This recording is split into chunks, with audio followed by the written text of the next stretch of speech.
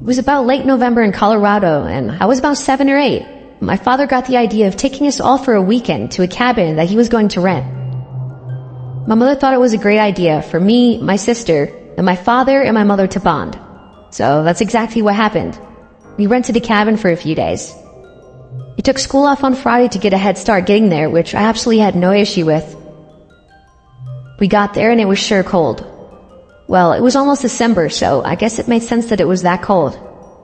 Anyways, we got all set up and decided where we would sleep. We ate dinner and then we got all set up for bed, and we were just thinking about what we would do tomorrow. We got there kind of late, so we couldn't do much on the first day. That first night though, I heard noises outside. It sounded kind of like footsteps. I looked out the window and saw nothing, so I figured it must have been an animal. I just tried to get back to sleep, but about 15 minutes later I heard it again. I woke my sister up, which she was about 11 at the time, and she heard it as well. We both walked over to the window and saw something out there. We weren't quite sure what it was. We decided it'd be best for us to not see us, so we went back to sleep. I had a hard time sleeping that night, and so did my sister. When we eventually woke up, my mother was inside making breakfast and my father was outside. I asked my mom if I could go outside with my dad, and she told me sure. All my sisters stayed inside and waited for my mother to finish breakfast. I walked outside and my father was talking to some man. A short, chubby man. He had a shaved head and was wearing a veteran cap. He looked really nervous too, for some reason. He was sweating a lot, even though it was freezing outside. I walked over to him and my father, and my dad looked at me and said, "Oh, this is my son," and told him my name. The man then looked at me and said, "Hey, nice to meet you, kid. My name's Patrick." He just smiled and looked at me. I also smiled and greeted him back, and maybe it was rude at the time, but I was just a kid, so I asked him, "You look kind of scared. Are you alright?" And he kind of coughed and replied with, "Oh yeah, I'm fine. I just went through shell shock, because I'm a veteran," as I couldn't tell already with the cap that he was wearing, but he seemed normal then. My father seemed to really like this guy for some reason, and I guess at first I liked him too. He told my father he had also rented a cabin with his family and that they were really close to us, so he decided to introduce himself. My father invited him inside for breakfast and he stayed, and everything was normal. I went outside to play after that with my father and Patrick. While playing outside, I fell and scraped my knee and started crying. My dad was inside at the time, which was a bad time for him to be inside. My mother was calling for him, and he ran inside while I was out there with Patrick. Patrick then ran over to me and told me to come with him to his cabin because he had band-aids. I agreed and I went with him. I wasn't a very smart kid. We talked about what I liked doing, and I told him about the video games that I played and stuff like that. Then things got weird. He asked me what shoe size I was and how old I am. Didn't know my shoe size, so I told him that, but I told him my age. He just kind of chuckled and said something along the lines of, "Good to know." Also, his cabin was nowhere near ours. It was way back, at least 20 minutes to walk there. I was tired and there was no point in getting the Band-Aid anymore, but I still decided to keep going since I had walked too long. We entered the cabin and he told me to go in first, so I did. As soon as I walked in, I realized something. There was nobody in there. No family. I asked him where his family was and he didn't answer, pretending like he didn't hear me. He then locks the door. I was starting to feel frightened. He told me, "I'll be right back with the Band-Aid, kiddo." He then walked into the kitchen and pulled one out of somewhere, and then walked back and told me to have a seat and that he'd put it on. I sat down and he put it on me. He also held my leg with his other hand and rubbed up and down and told me, "You're rather muscular, kid. I like that." I kind of got scared and I immediately stood up. He asked me what was wrong and I told him nothing and that my leg was feeling much better. I then said that I thought my parents would be worried sick about me and that I should hurry back, but he insisted that I stayed a little longer and ate there. I really didn't want to, but I was alone, and if I ran, I don't think I could find my way back to the cabin. The door was locked too, so I just agreed and decided to eat with them and get it over with fast. He asked me how much I weighed, and I guessed about 70 pounds. He then had a smile go across his face. He nodded and said, "Perfect weight." I asked him what that meant, and he just kept smiling at me. I was really weirded out when I asked him if I could go. He told me no, and that things were just getting started and I shouldn't miss out on the fun. He had such a weird tone when he said that too. I then heard a big bang come from the bedroom. It was a closed door. Patrick stood up and looked kind of angry. He walks into the room and shut the door behind him, and I heard him yelling, "Did I tell you that you could move? No, stay where you are, I have company," or something like that. He then walked out with a smile on his face and shut the door slowly. "Sorry about that, that was just my wife. She's really sick and not allowed to be near visitors today." He was smiling while saying that also. I really wanted to go, and I looked around the room and noticed there were clothes everywhere. It was really messy. Must have been living out of here. That moment, his wife walked out of the room. "I'm hungry," she said. At this point, the man looked pissed. That's when he yelled, "Get back in there." His wife was extremely pale and looked like she had been crying a lot. She was sniffing and had red circles around her eyes. She looked at me, then walked back in the room. I asked him where his kids were, and he didn't answer. He told me that he had kids' clothes that he wanted me to try on, and that was the last straw for me. I had to get out of that situation, and I didn't know how. I started crying, and then he hugged me. He told me it'll be okay, that nothing is going to happen, and just try on the clothes. He walked in the back room, and I thought this would be the perfect time for me to leave. I unlocked his door, and I tried to leave as quietly as I could. I didn't even care if I got lost anymore. I just didn't want to take any more chances with Patrick, if that was even his name. I had a feeling that he had been lying. I mean, he lied about having kids, so who knows what else. I was in the woods trying to find my way back. I was still close to his house, close enough to hear his shouting. I heard him yelling stuff to his wife, things along the lines of, "Where the hell did he go?" And I knew I shouldn't have left him alone. You probably let him leave. I could have sworn I heard him call her a few nasty names a couple times. Then it happened. I stopped in my tracks. I heard footsteps. I went and hid behind a tree and looked in his direction. And there he was, standing outside, and he seemed to be looking for me. I was far enough away to where I could barely see him, but I could tell he was looking for me. He then stepped out in the forest, and I heard him shouting, "Hey kid, it's okay, you can come back now. You don't have to try on the clothes. And I have toys back in my cabin, all you have to do is come back." I then started running. I just ran as fast as I could in a straight line in hopes to find somebody in my family. I was running away and I thought I heard shouting, but I didn't stop to hear it.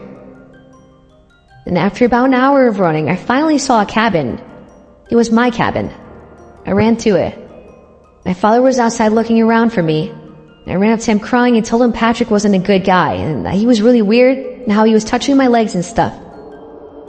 My father immediately called the person he rented the cabin from. My father looked at me and told me to never follow any stranger ever again. He immediately left that day and asked for a refund the next day. The guy renting them out apologized. The man that owned the cabin rentals called the police and they went back there and checked the cabin and there was nobody back there, not even his wife. His clothes and belongings were still there is what they told us, but nothing really happened after that. They asked questions and left, and they never called us or told us anything about him ever again. Patrick most likely wasn't his real name, and he probably wasn't a veteran. I just want to know what happened to him and his wife, and how he even got a wife in the first place, and how and why he lived back in that cabin. He seemed to have lived there for a while. I guess he left because he figured the police would be coming after him since he didn't rent the cabin. So many questions that will never get answered. My friend Lily has a cabin on a lake in Washington, and one summer she brought me and her cousin Evan. It had been a great couple of days, and on the last night, like we had the past few nights, we went fishing at the lake, which was only a 5-minute walk from her cabin. It was around 7 p.m., and fishing was perfect at that hour. To get to the beach, though, you had to walk through a small section of woods. There was a trail in the middle of that during the day. It was occupied by women jogging with strollers and kids running to another nearby beach. Our beach was a bit more secluded, and there was no trail to get there. The hill down was steep and slippery, and on the way back, it took climbing on all fours to get to the top. We stayed at that beach until about 8:30, just sitting in the dark relaxing. We were pretty good kids and mostly just sat on a log chatting. It was one of those weird situations where you suddenly look around and you realize that it's gotten dark. I told Lily and Evan that we should probably get home. They agreed and we packed up our gear. This was the latest that we had stayed out at the beach, so my overactive and scary movie-powered imagination, I was a little bit scared. We calmly and silently for some reason walked up the hill. I told him that it was pretty creepy here at night, and then Evan made it 10 times worse. He told us a story about these mountain men who had been around in the 60s and were basically these men who lived in the woods and were in some sort of cult. He said that they had murdered people all over the area for their cult and some of them were still around. Internally, I was hysterical and terrified, but externally, I basically told Evan to shut up and to stop trying to scare us. As we started across the trail, Evan looked to our right for some reason. He stopped dead in his tracks and looked scared. Lily told him to stop being stupid, and the two of us started to climb the steepest part, the all-force climbing part of the hill.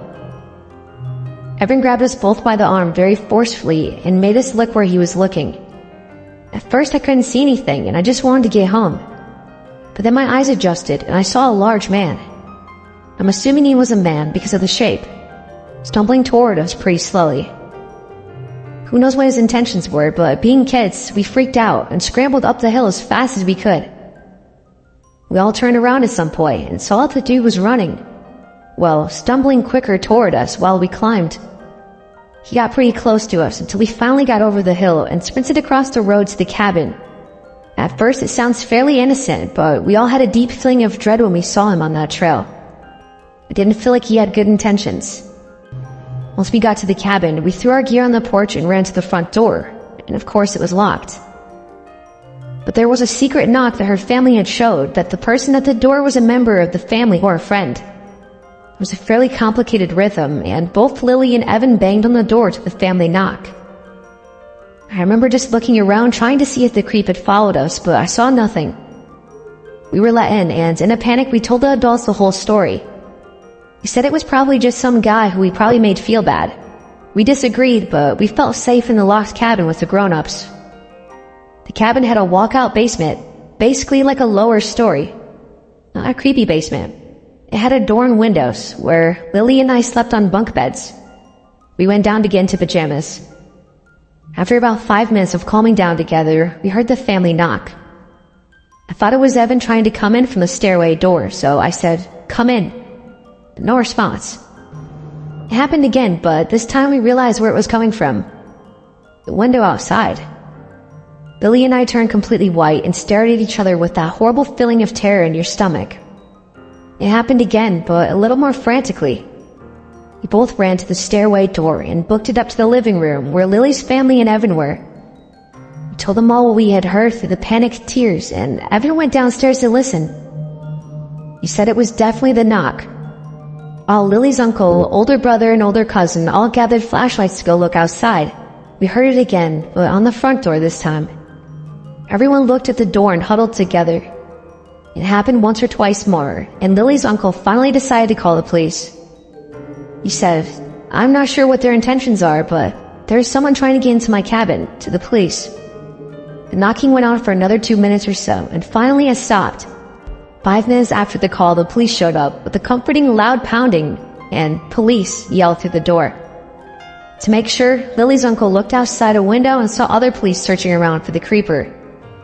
The policeman asked us 3 kids what had happened in the woods, and we told him the whole thing. They never found anyone, but those banging knocks on the door will stick with me forever.